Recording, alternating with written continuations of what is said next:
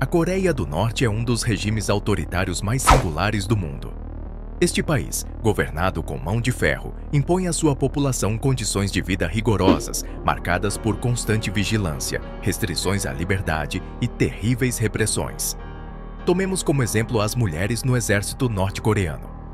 Elas enfrentam horrores que é difícil imaginar. Os testemunhos são arrepiantes. Recrutadas à força e sujeitas a uma disciplina militar extrema, são vítimas de violência sexual sistemática por parte de seus superiores. Além disso, as condições em que vivem são lamentáveis. De fato, estão expostas a graves riscos de saúde devido à falta de acesso a instalações sanitárias e à escassez de produtos de higiene feminina. A comida é insuficiente e os dias de trabalho são exaustivos. Mesmo grávidas, são obrigadas a realizar trabalhos pesados e, em alguns casos, são forçadas a abortos ou a abandonar seus filhos. Em resumo, essas mulheres, frequentemente silenciadas, sofrem um ciclo interminável de sofrimento e opressão. Há outras realidades sombrias na vida dos norte-coreanos, e é isso que vamos explorar juntos. Fiquem conosco até o final e preparem-se, pois aqui estão as coisas mais incríveis que acontecem na Coreia do Norte.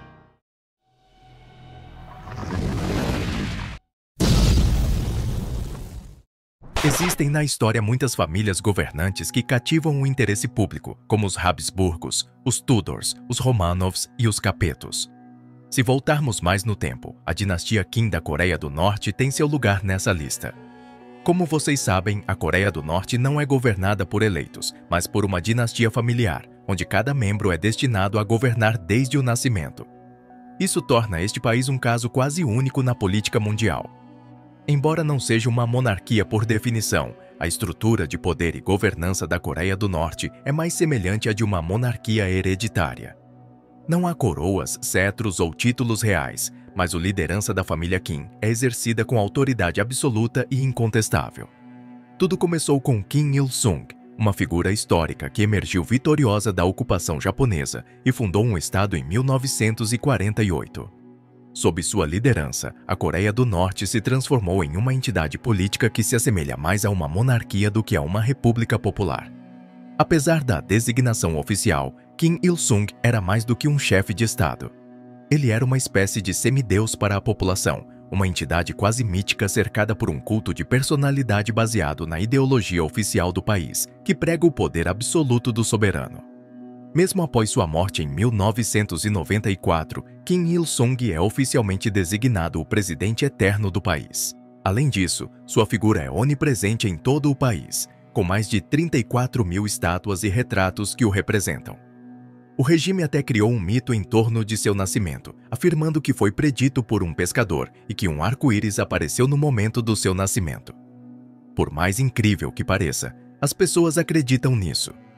O que singulariza a dinastia Kim é sua longevidade. Os relatos oficiais sobre as habilidades e conquistas dos membros da dinastia Kim frequentemente desafiam a credibilidade. Kim Jong-ga, filho de Kim Il-sung, sucede-o e herda tanto o poder quanto o lendário URA de seu pai. Da mesma forma, a propaganda estatal atribui a ele um mérito sobre-humano. Aparentemente, ele teria escrito 1.500 livros durante seus anos na universidade e produzido 6 óperas em 2 anos, consideradas obras-primas. Como você pode ter percebido, o regime exagera desenfreadamente o mérito dos governantes para reforçar seu domínio sobre o povo e manter uma imagem de infalibilidade. Kim Jong-un, que todos conhecemos, representa a 3ª geração e surpreendeu com sua rápida ascensão ao poder. Casado com Ri Sol-ju, pai de Kim Jae, Kim Jong-un controla o país com mão de ferro. Apesar dos desafios econômicos e das atuais tensões internacionais que a Coreia do Norte enfrenta, ele nunca foi tão venerado pelo povo. Na Coreia do Norte, existe um objeto comum que adquiriu um simbolismo e significado extraordinários: o calendário. Mas não é qualquer calendário, é o calendário Juche, específico do país, e usado desde 1997. Os anos são numerados de acordo com a data de nascimento do fundador do estado, Kim Il-sung. Antigamente, todo dezembro, o governo presenteava cada lar com este calendário único. Porém, os tempos mudaram e, devido à inflação, as famílias agora precisam comprá-los. No entanto, esses calendários são caros e nem todos podem adquiri-los. Como resultado, eles se tornaram sinais de status social, conforto e dedicação ao poder. As versões mais prestigiosas, impressas em Pyongyang, custam uma fortuna, enquanto as versões locais, mais acessíveis, mas de qualidade inferior, estão ao alcance de um número considerável de cidadãos. No entanto, para muitos, mesmo essas opções modestas são difíceis de obter. Em resumo, os calendários se tornaram um marcador claro entre os ricos e os pobres. A pandemia de Covid-19 exacerbou essa situação, com o fechamento das fronteiras e a interrupção dos intercâmbios com a China. Os materiais necessários para fabricar os calendários, papel e tinta, tornaram-se raros. Pior ainda, com a difícil situação econômica do país, agravada pela escassez de alimentos, este pequeno objeto se tornou um luxo para a maioria. Agora, é negociado clandestinamente a preços exorbitantes. Se a Coreia do Norte é um país tão fascinante, é principalmente devido ao seu isolamento. Nesse território, cada aspecto da vida é controlado por um governo ditatorial, onde a informação é cuidadosamente filtrada e o acesso ao mundo exterior é quase totalmente bloqueado. Frequentemente descrito como o último bastião do comunismo totalitário, não é à toa que os deslocamentos são muito restritos tanto dentro quanto fora do país. De fato, os norte-coreanos são frequentemente impedidos de viajar para o exterior e, às vezes, os deslocamentos internos exigem autorizações especiais. A educação, obviamente, também serve como meio de controle. Desde tenra idade, as crianças aprendem a idolatrar seus líderes como figuras quase divinas. Esse doutrinamento precoce é o que mantém o país livre de qualquer dissidência. No entanto, qualquer oposição mínima é respondida pelo governo com uma repressão impiedosa e uma verdadeira estratégia de terror. De fato, ele utiliza medidas extremas, incluindo campos de trabalho forçado, para punir aqueles que ameaçam a estabilidade do regime. Famílias inteiras podem ser punidas pelas ações de um único membro. A Coreia do Norte aplica medidas punitivas de uma severidade incomum. Por exemplo, o país emprega a pena de morte para uma grande variedade de crimes, desde crimes graves como o assassinato, até ações que em muitas outras sociedades seriam consideradas exercícios de liberdade fundamental. Por exemplo, na Coreia do Norte, o simples ato de consumir mídia não aprovada pelo Estado ou expressar crenças religiosas divergentes pode resultar na pena de morte. E sim, a tolerância do regime em relação a qualquer forma de influência estrangeira é próxima de zero. As execuções públicas, embora difíceis de confirmar devido ao segredo governamental, são contadas por desertores. Eles relatam, por exemplo, que um diretor de fábrica foi executado por fazer chamadas internacionais. Também relatam a execução de pessoas que tentaram atravessar a fronteira ou que manipularam panfletos de propaganda dissidente. Mas por que essas execuções por tão pouca coisa? Bem, o objetivo das autoridades é instilar o medo e reforçar a lealdade da população ao regime. Claro, o caráter excessivo dessas punições provocou reações da comunidade internacional, acusada de não se importar com os direitos humanos. A Coreia do Norte rejeita essas acusações e as considera tentativas de desacreditar a soberania do país. A Coreia do Norte deseja ser única em todos os níveis, até mesmo em tecnologia. Para evitar o uso do Windows, eles desenvolveram seu próprio sistema operacional, o Red Star 3.0. Foi projetado para se assemelhar ao macOS da Apple, mas com características próprias do país.